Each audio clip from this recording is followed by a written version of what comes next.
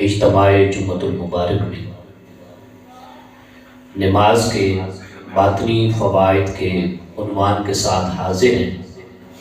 دعا ہے اللہ پاک حقیر و فقیر گناہگار انسان کی حاضری قبول فرمائے، اور اللہ تعالی ہم سب کو صحیح معنوں میں نماز کے روحانی، جسمانی، باطنی و ظاہری، عملی اور فکری، ذہنی و عقلی، علمی و عملی ہر طرح کے فیضان سے، ادب سے مالا مال فرمائے۔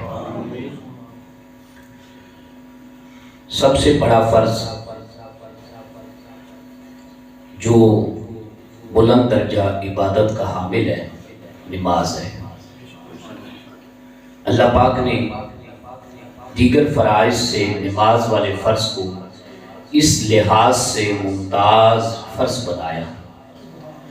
بقیہ کا حکم فرضیت کا اتارا تو اللہ تعالیٰ نے زمین پر اتارا، فرش پر اس کے فرض ہونے کا حکم جاری کیا، مگر نماز اتنی اہم عبادت ہے کہ اللہ پاک نے اس کی فرضیت کا حکم فرش پر نہیں عرش پر جاری فرمایا۔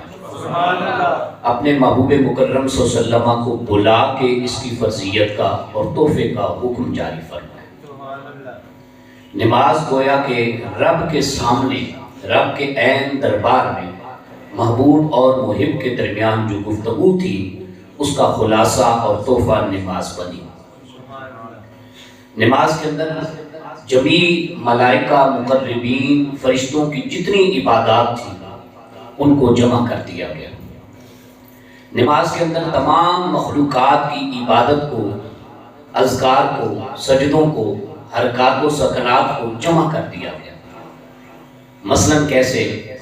درخت قیام کی حالت میں ہے، تسبیح پڑھ رہا ہے، مجھے اور آپ کو وہ تسبیح سمجھ میں نہیں آ سکتی، وہ ہمارے تصورات سے، شعور کی دنیا سے، ادراک سے، تصورات سے، سمجھ بوجھ سے باہر کی بات ہے۔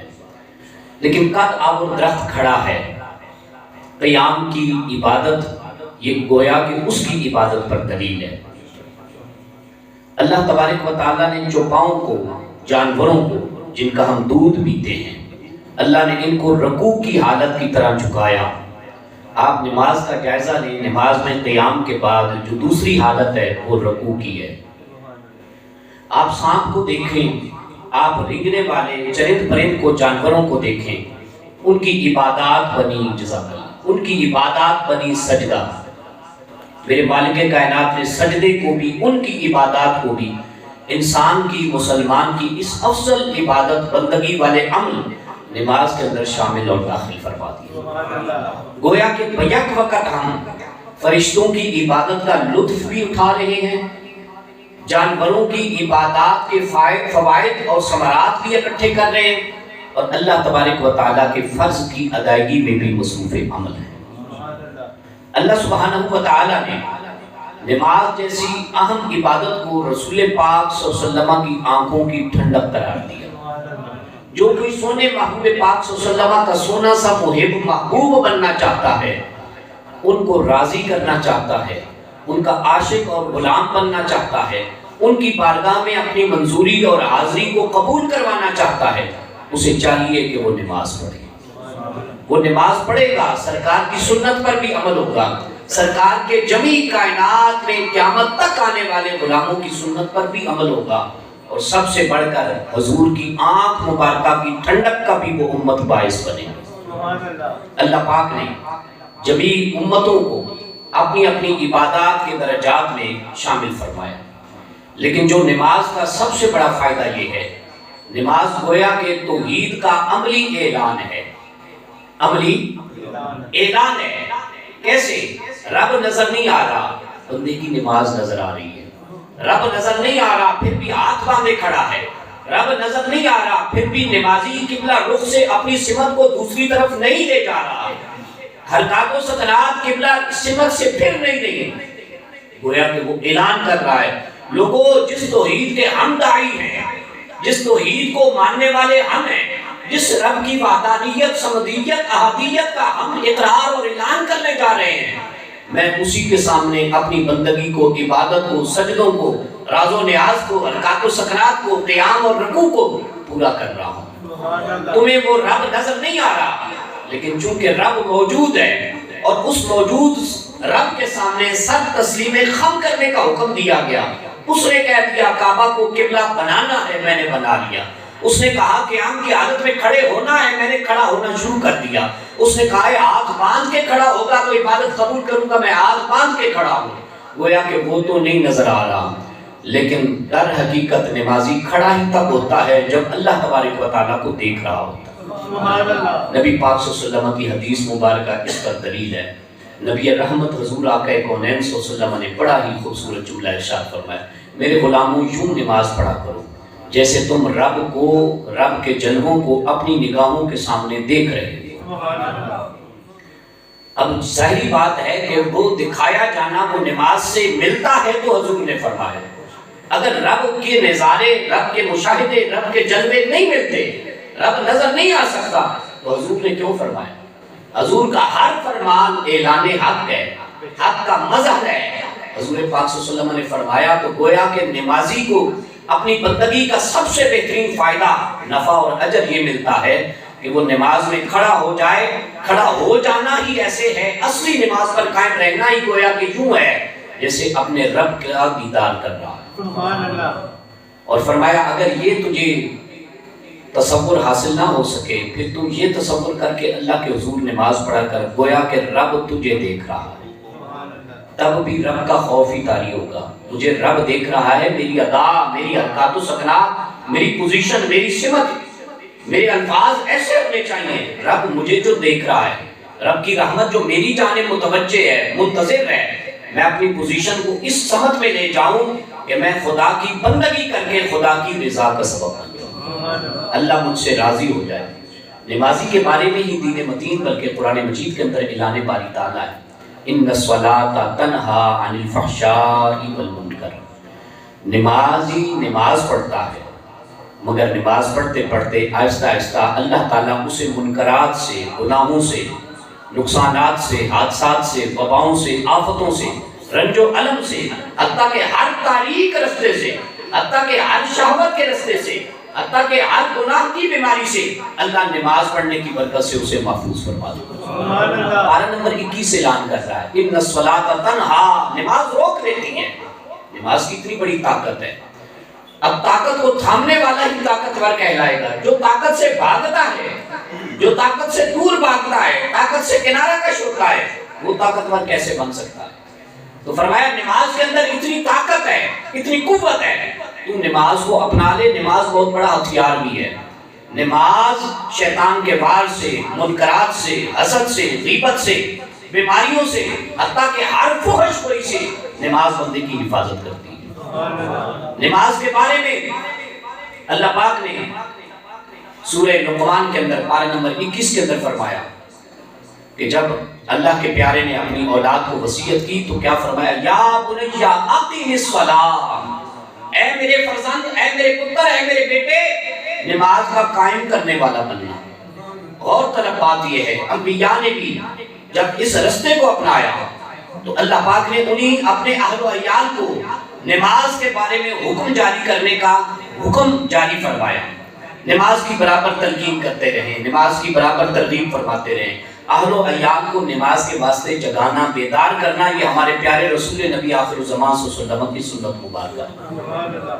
قرآن پاک میں ہے وَأْمُرْ أَهْلَكَ بِالصَّلَاةِ وَاصْطَبِرْ عَلَيْهَا، اور تو اپنے اہل و عیال کو نماز کی نصیحت کرتے رہا کر اور خود بھی اس پر کاربند رہے، خود بھی اس پر ٹھہرنے والا بنے. گویا کہ ہم صرف ایک ذمہ داری نہیں ادا کر رہے اور ایک ذمہ داری ہمارے کاندھوں پر اللہ تبارک و تعالیٰ نے داخل نہیں کی ہوئی ہے. دو ڈیوٹیاں ہیں ہماری. ایک تو یہ ہے کہ خود نماز پڑھنی ہے. دوسرا یہ نہیں کہ ہم آ گئے ہیں تو گھر کے 4 افراد، 10 افراد، 8 افراد کی طرف سے حاضری ہو گئی ہے. نہیں، جب نمازی نماز کے لیے آتا ہے اس کی بنیادی ڈیوٹی یہ ہے وہ گھر والوں کو بھی نماز کا پابند بنائے، نماز کی تلقین کرے. اٹھا کر پکڑوا کر تو نماز نہیں پڑھائی جا سکتی، نہ بیگم سے پڑھوائی جا سکتی ہے، نہ اہل و عیال کی کسی فرد سے پڑھائی جا سکتی ہے. چھوٹے سے چھوٹے بچے سے بھی زبردستی نماز نہیں پڑھائی جا سکتی. میں ایک جگہ پڑھ رہا تھا، اللہ کے کسی پہنچے ہوئے معرفت والے بندے نے بڑی پتے کی بات کی.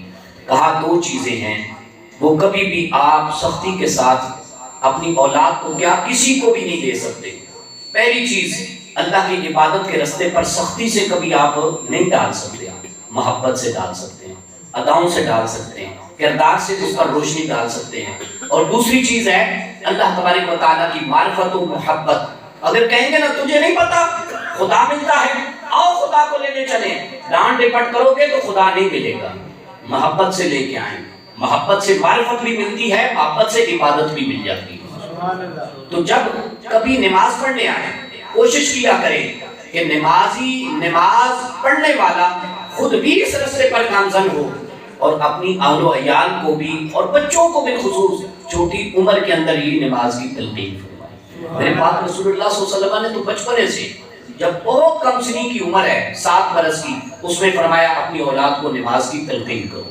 10 سال کا بچہ ہو جائے نماز نہ پڑھے تو تھوڑی سی سختی کرو، شدت کا راستہ اختیار کرو، اور جب وہ بلوغت کی عمر کو پہنچ جائے تو حالت بلوغت کی عمر کے اندر اس پر نماز فرض ہے، اس کو نماز کا پابند بنائے۔ حضرت موسیٰ کلیم علیہ السلام تسلیم کتنے پیارے پیغمبر تھے، اللہ تعالیٰ نے ہم کلامی کا 1-2 بار نہیں بارہا شرف عطا فرمایا۔ آپ کی خدمت میں ایک بی بی صاحبہ حاضر ہو گئیں، آپ کی امتیاں تھیں، عرض کرنے لگیں یا موسیٰ کلیم علیہ السلام میرے سے بڑا گناہ سرزد ہو گیا ہے۔ تو بی بی صاحبہ سے پیارے موسیٰ کلیم پوچھنے لگے بی بی گناہ کیا سرزد ہوا ہے، میں توبہ کرنا چاہتی ہوں۔ بی بی پہلے گناہ بتا، تو کہا میں غلط کاری حرام کاری کا ارتکاب کر چکی ہوں، معاذ اللہ ثم معاذ اللہ اس سے بچے نے جنم لیا ہے، میں نے بچے کو چھپانے کی خاطر، اپنے اس فعل ندامت کو گناہ کو چھپانے کی خاطر میں نے اس کو بھی قتل کر دیا ہے۔ تو پیارے موسیٰ کلیم علیہ السلام نے فرمایا جا بی بی ہماری پاک بارگاہ مجلس کریمی سے نکل جا، ایسا نہ ہو کہ تیرے اس گناہ کی وجہ سے ایک حرام کاری والے زناکاری والے گناہ کا ارتکاب کیا ہے، دوسرا بچے کو بھی قتل کر دیا ہے، اس کو بھی جینے کا حق نہیں دیا، قصور تو سارے کا سارا تیرا ہی ہے، ہماری مجلس سے نکل جا۔ وہ جیسے ہی مجلس سے نکلی، پیارے جبرائیل امین علیہ الصلوۃ والتسلیم کو اللہ پاک نے آپ کی خدمت مبارکہ میں بھیج دیا۔ جائیے آپ جا کے پیارے موسیٰ کلیم علیہ الصلوۃ والتسلیم کو عرض کیجئے کہ اللہ پاک حکم فرماتا ہے، پوچھتا ہے آپ نے ایک توبہ کرنے والی سچی بندی کو نکال دیا۔ وہ آتے ہیں عرش سے رب کا پیغام لے کے بارگاہ موسیٰ کلیمی کے اندر حاضر خدمت ہو جاتے ہیں۔ رب کا پیغام جب پہنچاتے ہیں تو آپ نے فرمایا وہ بڑی گناہ گار تھی، وہ بڑی گناہ گار تھی، وہ اللہ تبارک و تعالیٰ کے غضب کو ناراضگی کو دعوت دے چکی تھی۔ میں نے تو اس خوف سے، اس احتیاط سے، اس فکر سے کہیں اس کی وجہ سے ہم بھی عذاب الہیہ کے اندر گرفتار نہ ہو جائیں، اس بندی کو نکال دیا۔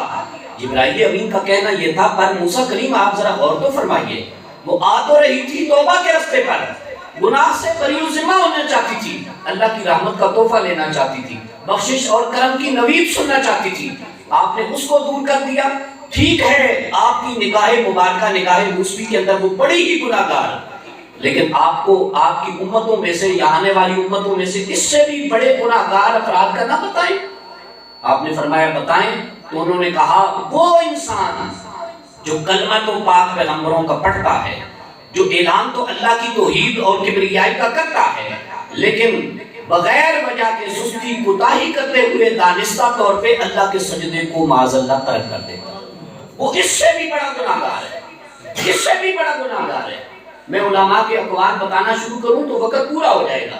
علماء نے لکھا ہے بے نمازی مر جائے مسلمانوں کے قبرستان میں حقیقی ایمانی باطنی طور پہ دفن کرنے کی اہلیت نہیں رکھتا، اسے شرم نہیں آئی، اللہ کا رزق کھاتا رہا ہے، نماز نہیں پڑھتا، اللہ کے بندوں سے ملتا رہا ہے اور بندوں کے خالق سے نہیں ملتا، اور جب ملاقاتیں دنیا کی عروج پر تھیں مالک کو بلائے بیٹھے رکھا۔ آج لوگوں کو کس منہ سے دعوت دی جائے، آؤ اس کی جنازہ ہے، فرض کفایہ ہے، اس کی نماز جنازہ کے لیے آؤ، اس کی مغفرت کے لیے آؤ، اس کا بائیکاٹ کیا جائے۔ حتیٰ کہ اکابرین نے لکھا ہے بے نمازی کے بغیر کوئی بھی قرض مانگے اس کو قرض دو، لیکن بے نمازی اگر قرض مانگے تو اسے قرض نہ دو۔ وجہ کیا ہے؟ وجہ یہ ہے کہ جو اپنے رب کے قرض کی نماز کی پرواہ نہیں کرتا وہ تمہارے قرض کی خاک پرواہ کرے گا، وہ تمہارے قرض کی خاک پرواہ کرے گا۔ رسول پاک صلی اللہ علیہ وسلم نے ارشاد فرمایا لا تضيعوا بالصلاة، اپنی نمازوں کو ضائع نہ کرنا، جس نے نماز کو ضائع کیا حشر مع قارون، اس کا معاذ اللہ قارون کے ساتھ حشر کیا جائے گا، فرعون کے ساتھ حشر کیا جائے گا، امیہ بن خلف کے ساتھ اس کا حشر کیا جائے گا۔ آپ دیکھیں کہ ہم جتنی نماز پڑھتے ہیں اگر ان فرضوں کو بھی شامل کر لیں، سنتوں کو بھی شامل کر لیں، نوافل کو بھی شامل کر لیں، ایک دن میں یہ 48 رکعت بنتی ہیں۔ کتنی جی؟ 48 رکعت بنتی ہیں۔ اور جتنی نماز پڑھتے ہیں اس کی قیام جس طرح ہے، رکوع جس طرح ہے، سجدے جس طرح ہے، اس کی ٹوٹل ایک رکعت میں 7 صورتیں بنتی ہیں۔ کتنی صورتیں جی؟ 7 صورتیں بنتی ہیں۔ 48 کو 7 سے ضرب دی جائے نا تو یہ بنتا ہے 336۔ گویا کہ 336 بار ہم ایک رکن سے دوسرے رکن کی طرف، ایک ورزش سے دوسری ورزش کی طرف منتقل ہوتے ہیں۔ یہ میں نے حساب کتاب اس لیے لگا کے بتایا آپ سادہ لوگوں کو کہ آج ہر ڈاکٹر کے پاس جاؤ تو کہتا ہے واک نہیں کرتے، ورزش نہیں کرتے، بیماری اسی وجہ سے ہے، شوگر اسی وجہ سے ہے، معدے کی بیماری اس وجہ سے ہے، آپ پہ بلڈ کا مسئلہ اس لیے بن رہا ہے۔ بتاتے ہیں کہ نہیں بتاتے؟ بولے آپ سے پوچھا، میری تقریر یہاں تک تھی، اب آپ نے بھی بولنا ہے ساتھ ساتھ۔ دیکھیں بتاتے ہیں یا نہیں بتاتے؟ آپ واک نہیں کرتے، آپ کھانا کھا کے بستر پر لیٹ جاتے ہیں، آپ کو ورزش کی ضرورت ہے، آپ کو جسمانی تھکن یا معدے کی پرابلم یا شوگر کے امراض یا بلڈ پریشر لو یا ہائی ہونے کے مسائل اس لیے پیدا ہو رہے ہیں۔ آپ واک نہیں کرتے، ورزش نہیں کرتے۔ میں نے آپ کو تھوڑا سا معمولی سا جمع خرچ کر کے بتایا، 7 صورتیں نماز کی، 48 رکعتیں کل 5 نمازوں کی، جو میرے دوست کہتے ہیں صرف فرض ہیں، صرف فرض ہے، نماز ہے ہی فرض ہے۔ چلو میں ان کی مان کے صرف 48 میں سے صرف فرض نکال لوں تو یہ 17 رکعتیں بنتی ہیں۔ کتنی بنتی ہیں؟ 17 کو 7 سے ضرب دوں 119 بنتی ہیں۔ اور 119 یا 336 بار جو بندہ یہاں سے یہاں، یہاں سے یہاں، یہاں سے یہاں، یہاں سے یہاں بار بار آتا جاتا ہے، اس سے بڑی ورزش ایمان سے بتائیں کوئی ہو سکتی ہے؟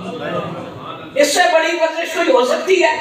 یہ سب سے بڑی ورزش ہے جس کو ہم نے بستر کی نظر کر دیا، جس کو آب و عیال کی نظر کر دیا، جس کو مال پلال کی نظر کر دیا، جس کو جانوروں کو چارہ ڈالنے کی نظر کر دیا، جس میں سیر سپاٹے کی نظر کر دیا، جس میں ہم نے دنیاوی مصروفیات کی نظر کر دیا۔ آپ بتائیں پھر ہم نے بیمار نہیں ہونا تو پھر بیمار کس نے ہونا ہے؟ مسلمان میں ہی آج زیادہ بیماریاں ہیں۔ قرآن مجید میں ہے، اللہ سبحانہ و تعالیٰ فرماتا ہے میرا ذکر کرو میرے ذکر میں شفا ہے، میرا ذکر کرو میرے ذکر میں شفا ہے۔ نماز میں نہ صرف اللہ کی کبریائی ہے، اللہ کی بڑائی ہے، سبحان ربی العظیم ہے، سبحان ربی الاعلیٰ ہے، بلکہ سبحانک اللہم کی جو تسبیحاں فرشتوں کی زینت ہے اللہ نے وہ بھی داخل اور شامل کر رکھی ہے۔ نماز میں اللہ کی حمد ہے، نماز میں نبی پاک صلی اللہ علیہ وسلم آپ کی آل پاک پر درود ہے، نماز میں صالحین کا ذکر ہے، نماز میں اپنے ابا جی کا ذکر ہے، نماز میں اپنی اماں جی کا ذکر ہے، نماز میں انسان کا خود اپنا ذکر ہے۔ اے بندے جہاں سارے ذکروں کو اللہ نے تذکروں کو جمع کر رکھا ہے تو اس ذکر میں تو نہیں آتا، اور دنیا جہان میں کھڑے ہو کے چوک چوراہوں پہ کہتا ہے میں فلاں محلے دار کی تجھے بات بتاؤں، میں تجھے فلاں بات بتاؤں، فلاں بات بتاؤں، اور تو کہتا ہے میں رب کا بڑا مقدس بندہ ہوں اور نبی پاک صلی اللہ علیہ وسلم کا سچا سچا غلام ہوں۔ بات یہ ہے پگلے انسان، دعووں سے کوئی پار نہیں لگتا، دعوے کے ساتھ دلیل ہوگی تو پار لگ جائے گا۔ امام جعفر الصادق رضی اللہ تعالیٰ عنہ جن کا یوم پیدائش مبارکہ اس ماہ رجب کے اندر، آپ کیا خوبصورت فرمان جاری فرماتے ہیں۔ آپ فرماتے ہیں کہ جس بندے نے دعویٰ کیا کہ میں اللہ کی معرفت تک پہنچا ہوا ہوں، اس کی 3 باتوں سے اس بات کی دلیل مل سکتی ہے۔ پہلی بات یہ کہ اس کی دوستی کس کے ساتھ ہے، دوسری بات یہ کہ وہ نماز کو کیسے ادا کرتا ہے، کتنا کوئی وقت نکال رہا ہے، اور تیسری بات یہ کہ اس کو جو مال حاصل ہو رہا ہے وہ خرچ کہاں کرتا ہے۔ کہتے ہیں اگر تو اس کی دوستی اچھے لوگوں سے ہے، اور اگر تو وہ نماز پڑھتا ہے، اور اگر تو وہ اپنے مال کو جائز ذرائع کے اندر حلال کے اندر خرچ کرتا ہے، فرماتے ہیں وہ بڑا دعویٰ بھی کرے کہ میں اللہ کی معرفت کو پانے والا ہوں تو اس کا دعویٰ قبول کر لیا جائے گا۔ لیکن اگر اسے نماز کا پتہ نہیں، آج یہ 2-4 نمبر ڈھنگی بابے جنہوں نے ہمیں دین کی فکر سے بہروپیہ بن کے ڈھونگ رچا کے آزاد کیا ہوا ہے، دور کیا ہوا ہے، آپ ایمان سے بتائیں، جزاک اللہ، آپ ایمان سے بتائیں کہ انہوں نے نماز بھی چھڑوا دی، انہوں نے ذکر اذکار بھی چھڑوا دیا، انہوں نے ہاتھوں کی بھی تسبیحیں چھڑوا دی، انہوں نے منکوں کی دانوں کی بھی تسبیحیں چھڑوا دی، انہوں نے ہمیں مساجد سے بھی بے خطر کر دیا، بے خوف کر دیا۔ ہم ان کے پیچھے لگ کے، میں نے پہلے کہا وہ مخلوق ہے چاہے پہنچے ہوئے بھی ہے، اس مخلوق کے واسطے ہم نے نماز سے بغاوت کر لی، ہم نے اللہ کے ذکر کو ترک کر دیا۔ اللہ کو یاد کرنا ہم نے فراموش کر دیا. اب بتائیں ہمارے گورکھ دھندے، ہماری مشکلات بڑھیں گی یا کم ہوں گی؟ ہماری مشکلات میں بڑھنا ہے. ایک اور طریقے سے آپ کو نماز کا فائدہ بتاتا ہوں. اللہ پاک نے تو فرمایا نماز پریشانی کی طرف آنے ہی نہیں دیتی. نماز پریشانی کی طرف بولے، نماز پریشانی کی طرف خدا نہ خواستہ پریشانیوں میں گر بھی جاؤ، پریشانیوں میں گر بھی جاؤ تو کیا کرنا ہے؟ نماز کو پڑھنا ہے، نماز کو پڑھنا ہے اور صبر کو اپنانا ہے. وَاسْتَعِينُوا بِالصَّبْرِ وَالصَّلَاةِ، اور تم نماز سے مدد مانگو. یعنی نماز کے علاوہ مدد مانگو گے، مدد تو پھر بھی اللہ کی ہوگی، لیکن نماز کے ذریعے سے چل کے آؤ گے تو اللہ پاک جلدی کرم فرمائے گا، تمہیں اپنی مدد خاص عطا فرما دے گا. آج جگہ جگہ وظیفہ ڈھونڈتے ہیں، کوئی وظیفہ بتا دیا جائے جی مسئلہ حل ہو جائے. سب سے بڑا وظیفہ ہمارے پاس نماز ہے. سب سے بڑا وظیفہ بولیے، سب سے بڑا وظیفہ جزاک اللہ نماز ہے. نماز پر آپ کاربند ہو جاؤ. حدیث پاک میں آتا ہے نمازی کے پاس اگر اتنا وقت نہیں کہ وہ نماز پڑھے اور دعا نہ مانگ سکے تو فرمایا وہ گھر چلا جائے، اللہ تعالیٰ بن مانگے ہی اسے اس کی طلب سے بڑھ کر عطا فرما دے گا. بن مانگے اللہ پاک اس کی طلب سے بڑھ کر اسے عطا فرما دے گا. یہ نمازی کے ساتھ اللہ پاک کی محبت ہے، اللہ پاک کی محبت ہے. رسول پاک صلی اللہ علیہ وسلم نے جہاد میں بھی نماز کو ترک نہیں کیا. کہتے ہیں کوئی نماز کو پانے کے لیے رو رہا ہے، کوئی نماز کو پانے کے لیے، نماز کی راہ کے لیے رو رہا ہے، کوئی نماز کی ادا کے لیے رو رہا ہے، کوئی نماز کو ادا کرنے کے لیے رو رہا ہے. حیران ہوں کہ جو قضا کر کے بھی نہیں رو رہا، ادا کرنے کے لیے بھی لوگ تڑپنے والے تڑپتے ہیں. اور ہماری پاک ہستیاں، محبوب اولیاء، صالحین، اہل بیت اطہار، انہوں نے جہاد کے دوران بھی، سفر کے دوران بھی، حضر کے دوران بھی نماز کو ترک نہیں کیا. نماز کے بارے میں اللہ کے محبوب صلی اللہ علیہ وسلم نے فرمایا نماز ایمان کا نور ہے. نماز ایمان کا، بولیے نماز ایمان کا، جزاک اللہ، ایمان کا نور ہے. ایک روایت کے اندر آتا ہے نماز معرفت کا رستہ ہے. اللہ کی معرفت تک پہنچنا چاہتا ہے سجدے کو اپنا. سجدے سے نہ صرف دنیا ملتی ہے، دنیا کائنات کا رب بھی مل جاتا ہے. نماز ایمان کی اصل ہے، نماز ایمان کی بقا کا ذریعہ ہے. اور نبی پاک صلی اللہ علیہ وسلم نے ارشاد فرمایا جو نمازی نماز پڑھتے پڑھتے اس دنیا سے چلا جاتا ہے، نماز قیامت والے دن اس کے لیے ذریعہ شفاعت بنے. نمازی بندے کا جو نامہ اعمال ہے اس کا سلسلہ اس کے دائیں ہاتھ کے اندر عطا کیا گیا.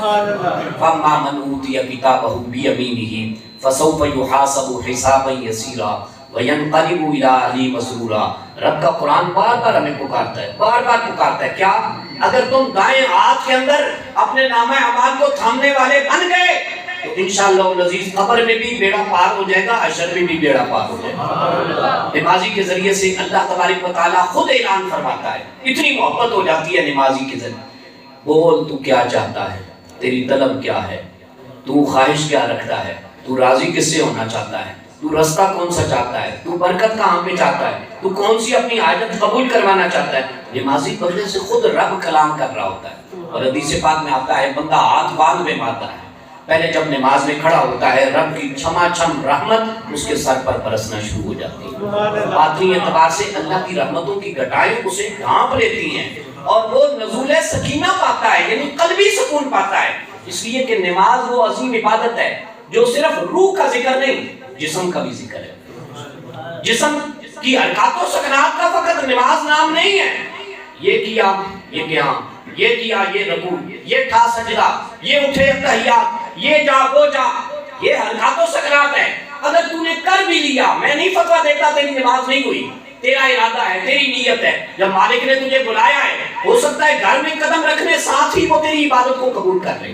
میں نہیں فتویٰ دینے والا، میری مجال میری اوقات کیا ہے، میں تو خاکسار آپ سب سے بڑا گناہگار ہوں. لیکن میں یہ ضرور کہنا چاہتا ہوں بھئی نماز کو حصہ دو، یہ جسم کی بھی عبادت ہے، اللہ کی قسم یہ روح کی بھی عبادت ہے. نماز کے ذریعے سے جسم کو تم نے پاک کیا ہے، وضو کیا ہے، اچھی طرح ملا ہے، جسم کے آزاد ہوئے ہیں. لیکن دل کو کس نے دھونا ہے؟ اور دل کب دھویا جاتا ہے؟ جب نماز میں عبادت میں کھڑے ہو کے دل کو تو لگائے گا، غور و فکر کرے گا، تو یہ پہچان کرے گا، یہ ونڈ کرے گا، یہ فرق کرے گا میں خالق کائنات کی بارگاہ کے سامنے کھڑا ہوں. نماز عاجزی کی دلیل ہے. دیکھیں کئی نمازی ایسے ہیں برسوں سے نمازی ہیں لیکن ان کے اندر مغروریت ہے، ان کے اندر حسد ہے، اس کی وجہ یہ ہے ہم نے شاید صرف جسم دھویا ہے، جسم کو حصہ دیا ہے، رکوع کیا ہے، قیام کیے ہیں، سجود کیے ہیں، مگر روح کی عبادت، روح کی غذا، جزاک اللہ، روح کی غذا نہیں دی۔ اس کی وجہ کیا ہے؟ حسد بھی ہے، تکبر بھی ہے، بڑائی بھی ہے، انا پرستی بھی ہے، شہوت بھی ہے، غصہ بھی ہے۔ میرے پاک محبوب صلی اللہ علیہ وسلم کی بارگاہ میں ایک شخص آیا، حضور غصہ نہیں جاتا، کوئی وظیفہ آپ ارشاد کرو۔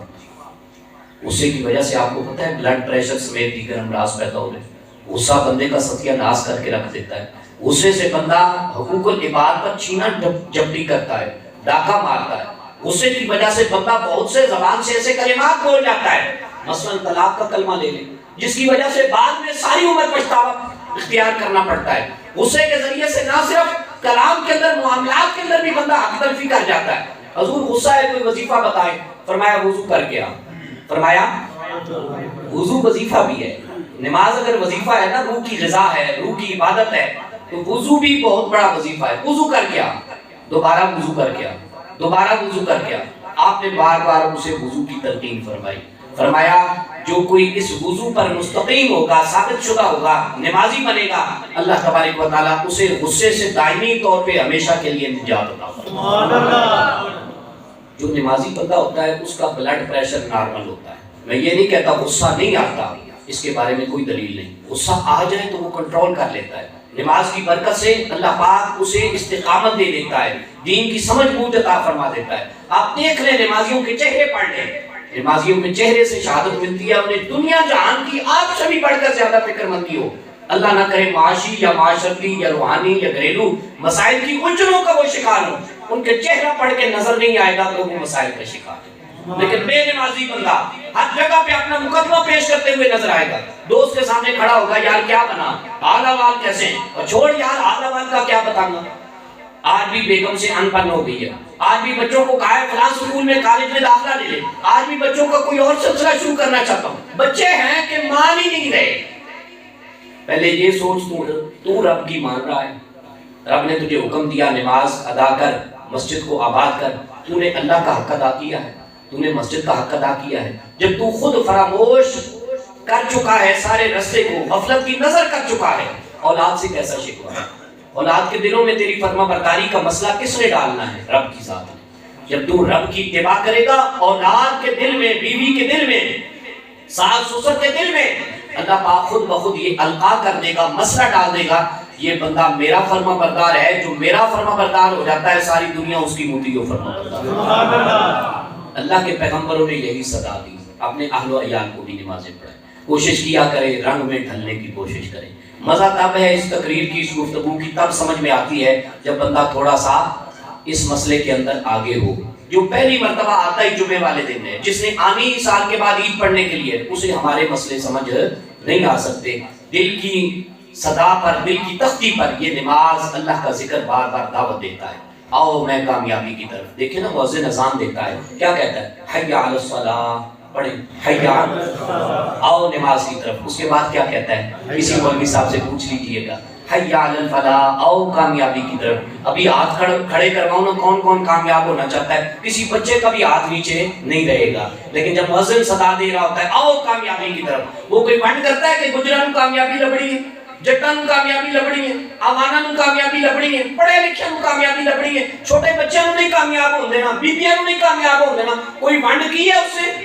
حاجیوں کو صرف کامیابی کے لیے بلایا جاتا ہے، زکات دینے والوں کو صرف کامیابی کے لیے بلایا جاتا ہے، وہ جو بے رغبت بھی ہے سب کے لیے، اور جو راغب ہیں دین مستقیم پر استقامت پکڑے ہوئے سب کو مؤذن اذان دیتا ہے۔ وہ تو ونڈ سے بے نیاز ہو کر اذان دیتا ہے اور آواز دیتا ہے، کیا حی علی الفلاح، اور ایک مرتبہ نہ توجہ جائے دوبارہ پھر پکارتا ہے حی علی الفلاح، آؤ کامیابی کی طرف۔